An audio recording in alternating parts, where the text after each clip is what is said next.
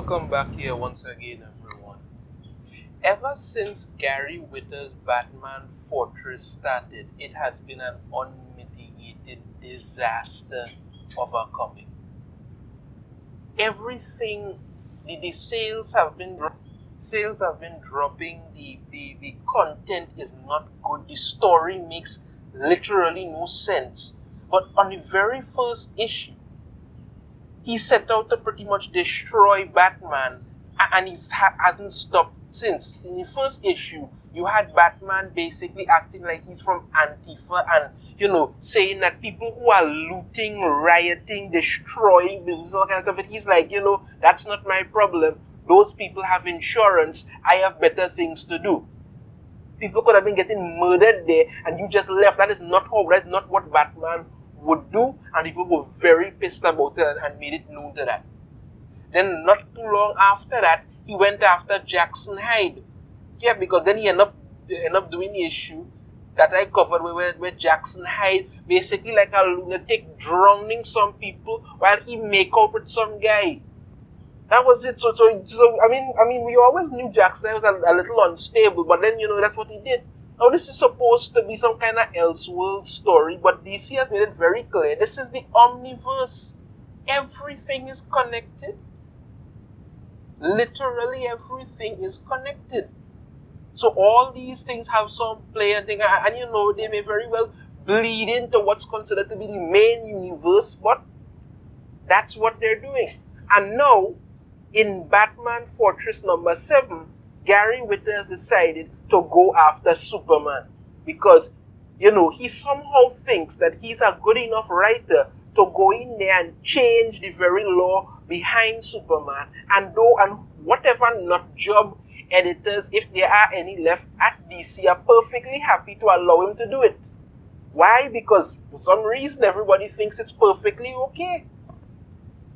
Everybody seems to think it's perfectly okay to do that. A quick few things I wanna go through in this one, and then I'll get to the main thing of what it is he did in this Batman Fortress number 7. So Batman, Red Arrow, Lex Luthor, the Green Lantern Squirrel thing, they're all going through Superman's Fortress of Solitude, which isn't at the North Pole anymore. It's now underwater. I think it's in the Atlantic Ocean or something like that. I don't know. I haven't been keeping up. I don't care. I don't think that they ever actually explain it properly at all. You're just supposed to accept these things. So they're in the Fortress of Solitude trying to find some answers to what's going on, because apparently there's some aliens that have invaded the Earth and they've knocked out all the power, even though you never see the aliens. You never find any kind of proof as to what they are, what they're doing, nothing. All we know is that the lights are out and they're looking for Superman, hoping that he could help them. So they're in the Fortress of Solitude, end up in some traps, one than the other, and then Jackson Hyde shows up to save them. And then, he comes in, leave the black dude behind. That's how it is. Wow, you got to throw in some kind of dig at it and all kind of stuff, and he's all, yeah, lucky you brought a brother along to save all your white asses. And then, Red Arrow, Emiko is all, excuse me, and he's sorry, non-black asses. Really ridiculous. Nothing to really get too much interested in, but let's get to the main part of what it is I want to talk about. So they end up in the Fortress of Solitude. They go to where Superman's main base is, where he has the thing with his parents holding up Krypton and all of this sort of thing and all these other things inside of there. And they find a message from Jor-El.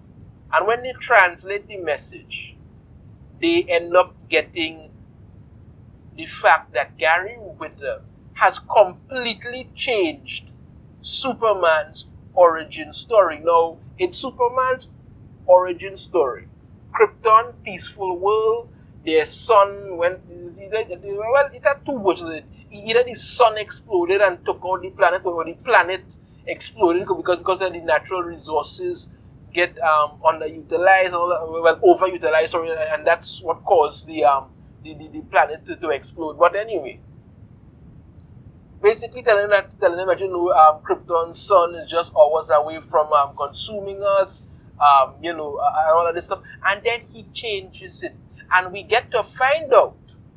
And let me read some of it for you.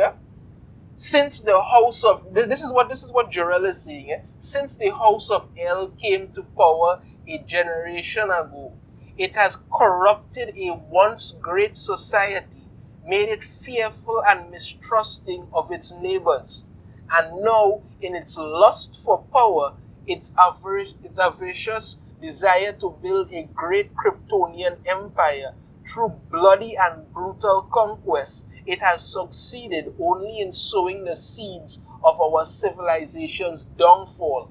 Soon all that will remain of Krypton is its name, to be remembered only.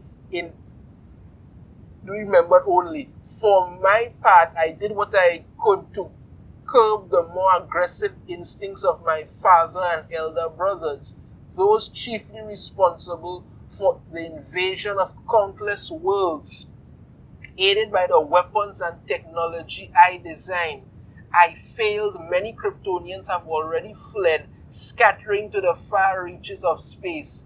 I will not do that. I choose to remain and face the consequences of what my family has wrought. My death alone is not nearly enough to atone for all our sins. It is, I hope, only the beginning. So, apparently, the House of El, which has been renowned on Krypton for years as being great scientists, leaders, great masters of universe, all of these things, the House of El had so much pride to it, has now been changed by Gary Whitta into a bunch of warmongering sycophants who invaded worlds, slaughtered people, conquered all of this, and wanted to build a great Kryptonian empire. Is it just me, or has Gary Whitta somehow mixed up the House of El and the House of Zod? Because that's pretty much what Zod wanted. But no, he's changed it now to the fact that Krypton was not a peaceful scientific world where people grew, learned, and wanted to advance themselves. No, there are a bunch of genocidal Nazi sycophants who invade, murder, conquer, and destroy anything so they could rule over all of existence. This is the kind of horseshit that we're getting from him here. Because it's not bad enough that he already ruined Batman. You understand me? Took a pot shot at fake Aquaman Jackson Hyde. No, now he's going after the number one hero that DC has and completely changed his history to suit whatever screwed up mentality he has decided needs to be in there. And then after all of that now, Lex Luthor is smiling happy and so Superman's family were war criminals. Oh man, this is almost too good to be true. I mean, it doesn't explain how them being war criminals led to the destruction of Krypton. I think he said something about how their enemies did something. Who are these enemies? What's going on? I don't know. I don't know. And then Batman now turns around. If you even think about trying to use this against him when we get back to the world, I will make you regret it. That goes for all of you. So all of a sudden, Batman is perfectly willing to keep the secret that Superman's family were a bunch of war criminal sycophants.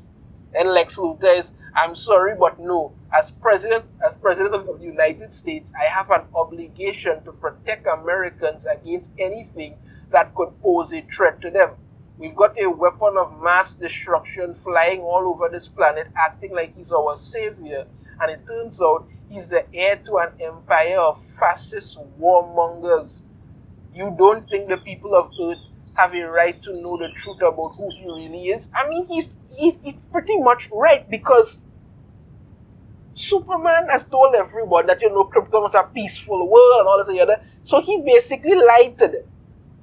He's going around saving people. Okay, now I'm not saying it's right to judge people by what their family has done and all of this thing. No, nobody's saying that. But you changed Superman's entire history, Gary Whitta. You've done it. You've changed his entire history. So now everything he says and does is subject to, criticism and worry. People accepted him for what he did because of his personality and all of this and the other. But had he come out and said to the world, my world was a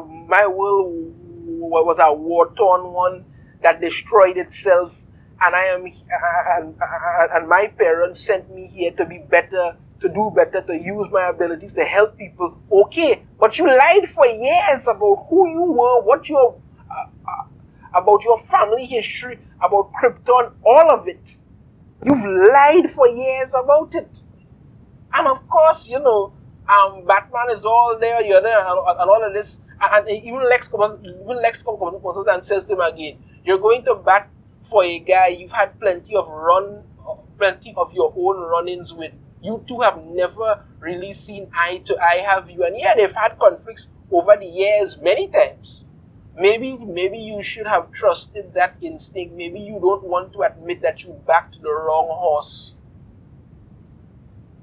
I am just saying, it's not. Even Jackson Hyde comes and says, it's not right to judge someone for what their father did. Believe me, I know that better than most. And then Lex says, this isn't just about what his father did. It's about what he did. He lied to us. He lied to everyone. Cooked up a story about a peaceful world destroyed by a natural disaster. His whole life here is based on a lie, and he's not wrong. He is not wrong. And it makes sense to admit it. And he even goes on again and says, he lied to you all. He lied to you all the years you've known him. And that whole time, he called you a friend. What kind of friend does that? Hides the most basic truth of who they really are. Gary Whitta went in there and changed Krypton into a world of lunatic sycophants who wanted to conquer all of existence. You had Jor-El here talking and saying that he couldn't stop his father and older brothers, so he built weapons for them so they could march off to whatever planet they decided to throw a dart at today and just brutally slaughter anybody and then conquer it and keep going. Why do these hack writers come in thinking that they somehow have enough skill, talent, and enough recognition to go and change something that has by this point become literal, cemented in history? You have people over at Marvel like Jason Aaron who goes in and changes things all the time to suit whatever mythos he wants, and it always backfires. And now you have Gary Whitta doing this. Yes, it's an Elseworld story because it's not really true, but again, as I've said before, this is the omniverse. DC has said everything is canon. So they could very well decide to change this and make this whole thing the main Superman story because they already want to destroy Superman as much as humanly possible. Why not? This is rubbish, and let's continue to news to show why this entire series is going nowhere and nobody gives two freaking crap about anything Gary Whitta is putting out. This Batman Fortress continues to be an absolute disaster.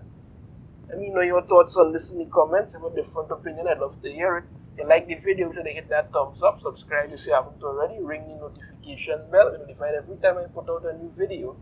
And I shall see you all next time. Take care.